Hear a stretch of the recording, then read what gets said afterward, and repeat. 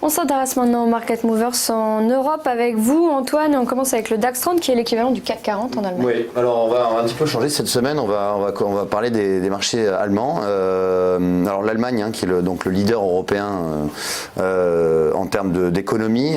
Et c'est vrai que c'est un pays qui a souffert de la guerre commerciale entre la Chine et les États-Unis, notamment du protectionnisme ambiant depuis 2 ans.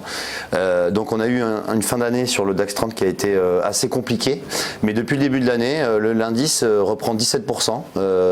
On a notamment les entreprises cycliques qui ont bien performé, et donc on voit que sur le graphique, que depuis le début de l'année 2019, on a un indice qui est passé de 10 500 à peu près 12 500. Là, on cote à 12 380 actuellement.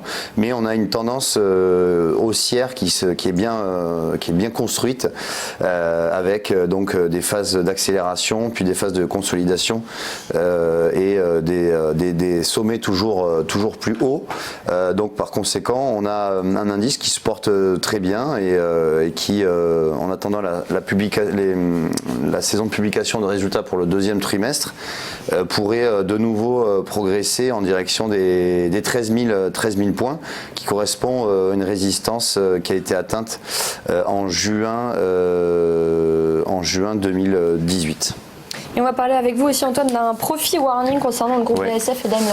Voilà, alors c'est vrai que la semaine dernière, on a eu deux grosses entreprises allemandes qui ont émis des avertissements sur leurs résultats.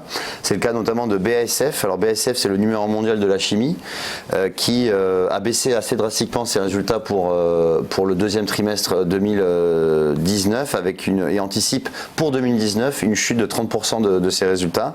Donc on a eu le titre qui, en bourse, la semaine dernière, a baissé de plus de 3%, donc a limité un petit peu la casse, tout de même, plus de 3% de baisse sur la semaine. C'est notamment dû à la réduction de 6% qui est anticipée sur la production automobile mondiale, et on sait que l'automobile, c'est un gros débouché pour le secteur de la chimie.